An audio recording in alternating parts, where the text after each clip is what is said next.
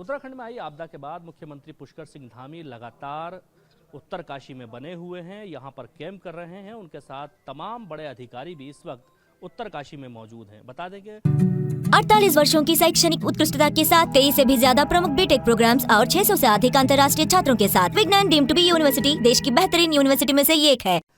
उत्तरकाशी में जो आपदा आई थी उसके बाद से लगातार प्रयास ये किया जा रहा है कि जो लोग वहां पर फंसे हुए हैं उनको किसी भी तरीके से सुरक्षित जगहों पर पहुंचाया जाए। इसके लिए 3 से 4 हेलीकॉप्टर लगाए गए हैं जो लगातार थराली गांव से लोगों को ला करके भटवाड़ी में छोड़ रहे हैं या फिर उत्तरकाशी छोड़ रहे हैं। फिलहाल स्थिति सामान्य बनी हुई है।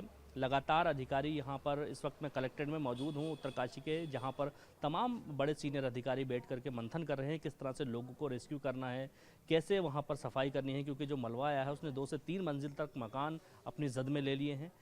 फिलहाल उत्तराखंड के मुख्यमंत्री पुष्कर सिंह धामी भी इस वक्त यहाँ मौजूद हैं और लगातार यहाँ पर अधिकारियों से बात कर रहे हैं। मुख्यमंत्री पुष्कर सिंह धामी ने हमसे बात करते हुए कहा कि हमारी पहली प्राथमिकता है किसी भी तरह से जो लोग वहाँ पर फंसे हुए हैं उनको किसी भी तरह से बाहर निकाला जाए, क्योंकि उनका वहाँ पर रहना उनके लिए सुरक्षित नहीं होगा। इसलिए सबसे पहली प्राथमिकता है लोगों को सुरक्षित जगह पर पहुँचाया जाए। और जो आपदा आई है इसको लेकर के उन्होंने कहा है कि दुर्भाग्यपूर्ण है, लेकिन हम इससे लड़ेंगे और इससे जीतेंगे। विधायक जी, क्या स्थिति है अभी आपके क्षेत्र की और कैजुअलिटी की क्या जानकारी है? देखिए, बहुत दर्दनाक और बहुत हृदय विदारक ये घटना थी। और जैसे ये घटना घटी तो तत्काल चाहे हमारे जिलाधिकारी हों और दूर भाषा पे माननीय मुख्यमंत्री त्रिपुरा में थे, उनसे वार्ता हुई और वो तत्काल वहाँ से बैठक छोड़कर जो है देहरादून पहुँचे। और लगातार हम इस पर जो है पूरी नज़र बनाए हुए हैं। और अब जो घटना इस तरह की घटित हुई कि इसकी कोई कल्पना नहीं कर सकता कि ऐसा भी कभी मंजर देखने को लोगों को मिला। आज मैं खुद जीरो ग्राउंड पे गया था माननीय मुख्यमंत्री जी के साथ। माननीय मुख्यमंत्री जी लगातार मॉनिटरिंग कर रहे हैं। जो आप कैजुअलिटी की बात कर रहे हैं, लगभग क्योंकि जो 6-7 लोगों की बात चल रही है जो धराली के जो गाँव के थे, लेकिन अन्य जो लोग हैं वो अब जो है लोग कह रहे हैं कि हो सकता है कि हमारा व्यक्ति वहाँ पर रहा होगा या कोई होटल वाला रहा, क्योंकि उस समय जो मुखवा गांव वालों ने जो हल्ला किया, सीटियां बजाई, क्योंकि धराली की तरफ से नहीं दिख रहा था, तो वो लोग भागे। अब उसमें कितने ने अपनी जान गंवाई और कितने जान बचाने में अपने जो है कामयाब रहे। और इस तरह से जो वहाँ पे होटल भी थे, होम स्टे भी थे, भले इस समय यात्रा का सीज़न वहाँ पे बहुत कम था और वहाँ पर मेला था, मेले के चक्कर में लोग जो है गाँव में थे, चौक में थे, उससे वहाँ पे मुझे लग रहा कि गाँव वालों मतलब जो जनहानि जो है शायद जो है बहुत मतलब 6-7 ही हुई है। तो इससे लगातार अभी मात्र एक डेड बॉडी मिली है और आर्मी की टीम तत्काल वहां पर पहुंच गई थी। उसके बाद जो मंदाकिनी वाली जो घटना हुई है, मंदाकिनी वाली का जो बादल फटा वो बाद में फटा जब आर्मी टीम वहां पर काम कर रही थी, लोगों को बचा रही थी। और उसमें जो मंदाकिनी नदी से जो NH के पास जो लगा हुआ है वहाँ पर जो उनका जो कैंप था उसमें 8-9 जवानों की बात उन्होंने की कि 8-9 जवान उसमें जो है उन्होंने अपनी जान गंवाई है।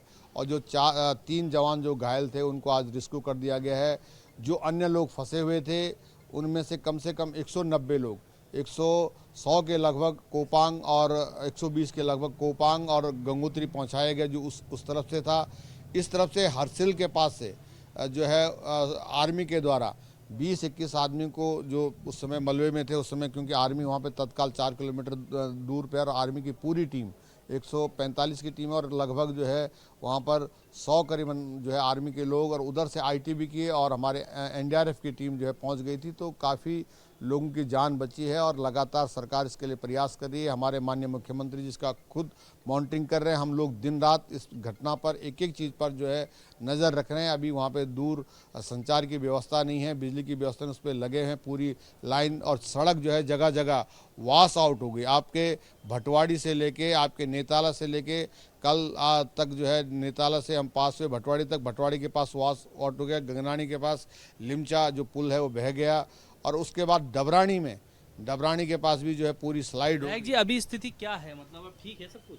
अभी देखिए, आपदा आती है तो स्थिति तो मतलब जो जिन लोगों की जान बचाने का काम था वो सबसे पहले हमारी प्राथमिकता थी कि ज़्यादा से ज़्यादा लोगों की जान को जो है सुरक्षित बचाया जाए। तो उसके लिए पूरा रिस्क जो है चल चुका है। अब उन लोगों को बाहर लाने की ज़रूरत है। स्थिति अभी है कि जिन लोगों जो उसमें जिन्होंने जान गंवाई उनको खोजने की बात है और उसके लिए खोजबीन चल रही है। ठीक है सांसद महोदय, अभी क्या स्थिति है और आप लोग लगातार बातचीत कर रहे हैं अधिकारियों से, तो अभी क्या निकल के सामने आया है और कितने लोगों को रेस्क्यू किया गया है और क्या कैजुअलिटी की जानकारी है? देखिए, अभी जिस प्रकार से माननीय मुख्यमंत्री जी ने आप सबको बता दिया है सारी डिटेल में, मैं तो सिर्फ इतना ही कहना चाहूँगा कि जिस प्रकार की कल की धराली की घटना हुई है, इससे पूरे देश और सभी लोग आहत हैं और उसी के रेस्क्यू के प्रबंध के सिस्टम में चूँकि हमारा रोड डिपार्टमेंट की कनेक्टिविटी बने और इसलिए मैं ऋषिकेश से बाई रोड यहाँ उत्तरकाशी तक पहुँचा और उत्तरकाशी से लेकर धराली और धराली के बाद हरसिल तक हमारी रोड की कनेक्टिविटी हो और उसमें मेरे बीआरओ और मेरे मिनिस्ट्री के सारे अधिकारी भी उपस्थित हैं। लगातार हमारा काम चल रहा है। आज हमारे जो रोड बंद थी सुबह भी हमारे उत्तरकाशी के लिए उन सारे पॉइंट्स को हमने खोल दिया है। बाकी कल जो हमारा जो वॉश आउट जो रोड हुई है धराली पे, उस रोड को खोलने के लिए लगातार हमारे काम चल रहा है। रात को भी हम लोग अभी काम करेंगे।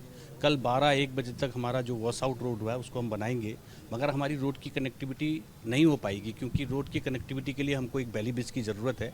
जो हमारा बैली ब्रिज अभी लोड हो गया है और हमको कल परसों तक हमारा बैली ब्रिज पहुँच जाएगा और उसकी बैली ब्रिज की जो टेक्निकल टीम है वो भी पहुँच जाएगी।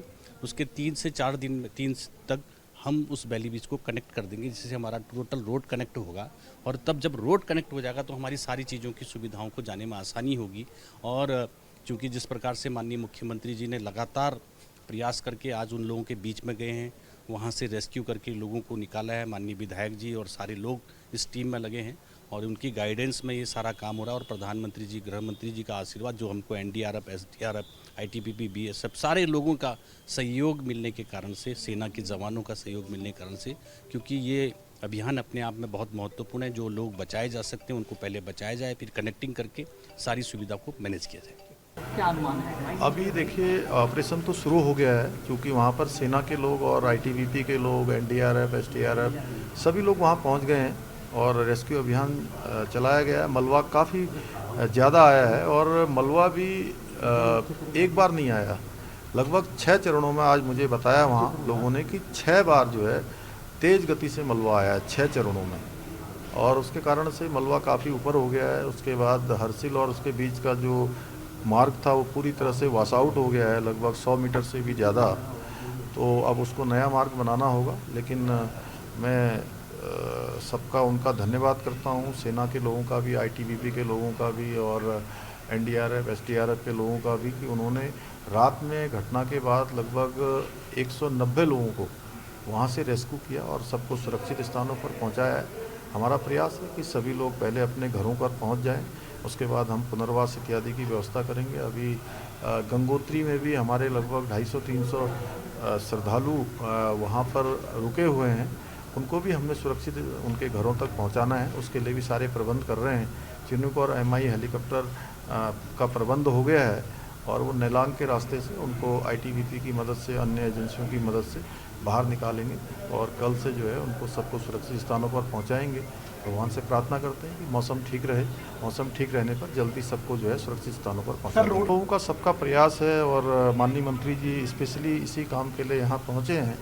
BRO के लोग भी हैं, PWD के लोग भी हैं, नेशनल हाईवे के लोग भी हैं, सब लोग मिलकर, सेना के लोग भी इसमें प्रयास कर रहे हैं कि जल्दी से जल्दी रोड कनेक्टिविटी बने। लेकिन बहुत कठिन है क्योंकि आप जानते हैं पूरा ये हमारा जो है पर्वतीय क्षेत्र है और पर्वतीय क्षेत्र में रोड बनाना कठिन काम होता है। ऊपर से मौसम की चुनौती है। जब तक चूँकि वहाँ पहुँचने के लिए, मशीनें पहुँचाने के लिए, बैली ब्रिज पहुँचाने के लिए, अन्य साधन पहुँचाने के लिए रोड भी उससे पहले भी अनेक स्थानों पर रोड जो है हमारा जो है भूस्खलन की चपेट में आ गया है।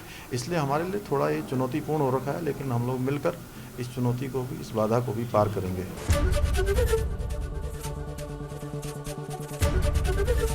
ABP गंगा, खबर आपकी, जुबान आपकी।